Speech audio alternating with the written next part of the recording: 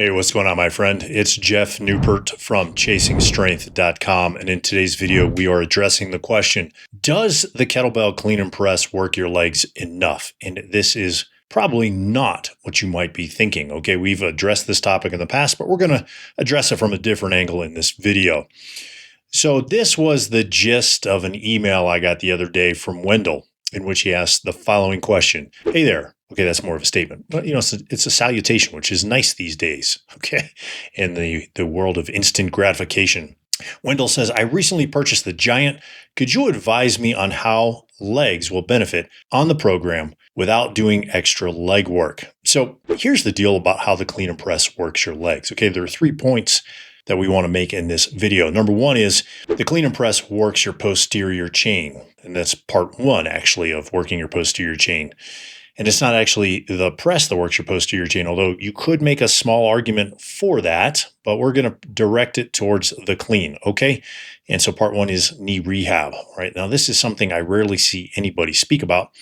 Now, sure, people talk about kettlebells working the posterior chain, right, which are the muscles on the back side of your body responsible for walking, running, sprinting, jumping, climbing stairs, those types of things. Okay, so that's your calves. And actually, it's the muscles on the bottom of your feet, your calves, your glutes, your erector spinae, which is your lower back area for the most part. And some people actually include the posterior chain, some people actually say the posterior chain includes all the muscles on the back side of the body up to the base of your skull, and I fall into that camp, okay? So cleans work the posterior chain spectacularly, all right? So not only will properly programmed cleans work your posterior chain and make them stronger, but they will improve your leg strength, right, and your leg endurance and your cardiovascular endurance. And that means there's less effort to walk up the hills, less effort to mow the lawn, less effort to shovel snow, dig holes, or even just go out on a long run, or maybe even just punch the honey-do list over the course of a long weekend. But what most people don't know is that strengthening those muscle groups by hinging, or the hinge, that's where you sit back and engage the glutes and the hamstrings and the calves, or the posterior chain, right, can actually reduce or even eliminate knee pain for some people, okay? In fact, I've used this strategy for almost 30 years, okay? And that is a big, super big win for guys our age, because a lot of us have some form of chronic and or acute knee pain that keeps us from squatting or lunging or doing step-ups, okay? So that's why the clean is a great knee rehabber, okay? So point number two, which is the posterior chain part two, and that is getting a stronger squat. A stronger posterior chain from doing cleans opens up the ability to squat more, to squat deeper, and to squat heavier for some people. And this makes a lot of sense considering our last point, which we just discussed, right? The clean being a knee rehabber, okay? So especially if the knee pain that you currently have keeps you from squatting, right? So again, for others, working on the hinge, working on the posterior chain actually just makes their squat stronger. Both are wins in my book. Now, why does this work? Well, it's because the posterior chain, or a stronger posterior chain rather, makes it easier to stay upright in the squat instead of tipping forward, which can not only hurt your knees, but strain, injure, and trash your lower back, okay? So don't be surprised if a heavy dose of clean and presses makes your goblet squat or your double kettlebell front squat actually feel easier. Now, speaking of presses, let's move on to point number three, the press. And let's view the press as a quadricep trainer, okay, or a exercise that directly trains the quadriceps or the muscles on the front of your leg, okay? Now, most guys have no idea that this is even a thing, and that's because most guys don't even know how to press correctly, okay? Now, why is that? Well, they mistakenly believe that the press is a shoulder exercise. Well, it most certainly works your shoulders, but it doesn't work only your shoulders. So a proper press, in fact, will work your entire body, including your legs. Now, especially your quads, your quadriceps, right? And that little teardrop muscle on the inside of your knee towards the center of your body, called your vastus medialis.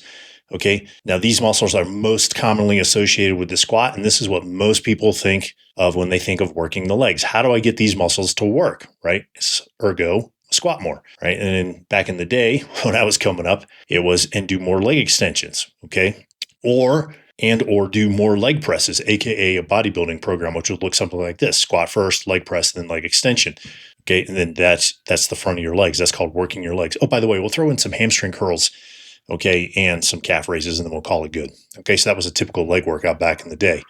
So back to how presses train your quads. Okay. And that is through isometric muscle actions. Isometrics are muscle actions where force, the highest forces produced or possibly produced, are generated without actually moving. So here's what I mean, right? Here's an example. See, what you're going to do is you're going to make a fist. Okay. So you just got this loosey-goosey fist here. And you're going to make a tight fist. You're going to make it even tighter and tighter and tighter and tighter. And if you do this correctly, you'll feel all the muscles in your hand work, all the muscles in your forearms work, and all the muscles in your upper arms work. And then you feel your pecs contract, and then your lats contract, and even your abs contract. And if you do it really deep, you'll feel all your abs contract and maybe even your lower back musculature, especially if you're just standing, okay? Those are examples of isometric actions. Now, if you felt how much tension that created, okay, that's the type of tension you want to create in your legs when you're pressing, okay, among other things, right?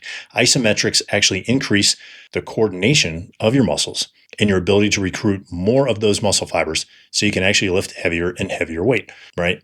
Plus, they increase stability, right? So they create a more stable surface from which, or a more stable platform from which you can press heavier and heavier weights. So as a result, not only do isometrics work your legs, in this case, by flexing and tensing the quads and making them stronger, it also delivers a stronger press. All right. So hopefully these 3 points alleviate any fear you might have about only doing cleans and presses, especially for working your legs. Okay. Now, if you want to follow in Wendell's footsteps, I'll leave a link to the same program he used, the Giant, in the description below, along with a link to another program where you can add in some extra leg work, right? Air quotes, as we like to do on this channel, if you want to. All right. If you found this video helpful, click the like button, smash the subscribe button, share it with a friend you know is either concerned of working their legs or not hurting their knees when they work their legs. All right. And then leave me a comment in the comment section below. What do you think about isometric training or doing cleans and not working your legs or adding in any other extra leg work? All right. But please keep it clean, keep it classy. Until next time, my friend, stay strong.